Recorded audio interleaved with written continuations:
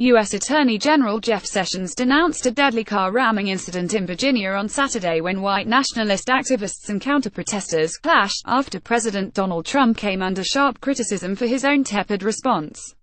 Sessions, the top law enforcement official in the country, said the violence and deaths in Charlottesville strike at the heart of American law and justice. When such actions arise from racial bigotry and hatred, they betray our core values and cannot be tolerated, Sessions added. The FBI and federal prosecutors have opened a civil rights investigation into the circumstances surrounding the incident that killed one woman and wounded 19 in Charlottesville, Virginia. Virginia Governor Terry McAuliffe had already declared a state of emergency to provide more resources to law enforcement when a sedan surged into a crowd of what witnesses said were counter-demonstrators in the picturesque university town. U.S. Attorney General Jeff Sessions speaks at the Department of Justice during an announcement about leaking of classified information on August 4, 2017. AFP photo Brendan Smialowski. Some of the injuries from the car ramming were life-threatening.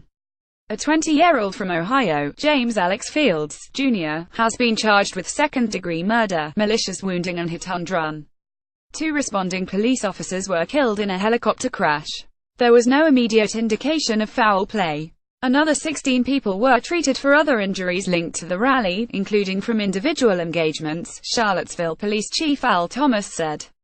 3 people were arrested and charged. Trump, speaking from his golf course in Bedminster, New Jersey, said, "We condemn in the strongest possible terms this egregious display of hatred, bigotry and violence on many sides.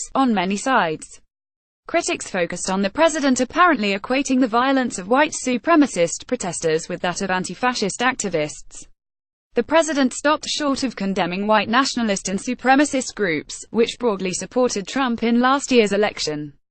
David Duke, a former Grand Wizard of the Ku Klux Klan who had been a key figure at the rally, urged Trump to remember it was white Americans who put you in the presidency, not radical leftists.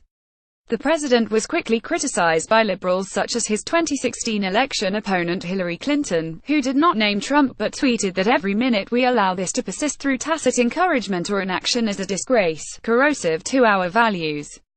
But some prominent Republicans were more direct. Senator Ted Cruz, who lost a campaign to become the Republican presidential nominee, called on the Justice Department to investigate and prosecute the incident as an act of domestic terrorism. Battle lines formed between white nationalists and Antifa protesters at the entrance to Emancipation Park during the Unite the Right rally August 12, 2017 in Charlottesville, Virginia. Chip somodevilla getty images are very important for the nation to hear. POTUS describe events in Charlottesville for what they are, a terror attack by white supremacists, Florida Senator Marco Rubio tweeted. Senator Orrin Hatch of Utah, the longest-serving Republican senator in the U.S. history, said we should call evil by its name. My brother didn't give his life fighting Hitler for Nazi ideas to go unchallenged here at home. McAuliffe, a potential Democratic presidential candidate in the 2020 elections, said, "I have a message to all the white supremacists and the Nazis who came into Charlottesville today. Our message is plain and simple.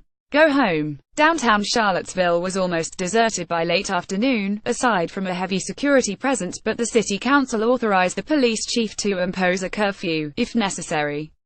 Like us on Facebook, get our newsletter, follow us on Twitter.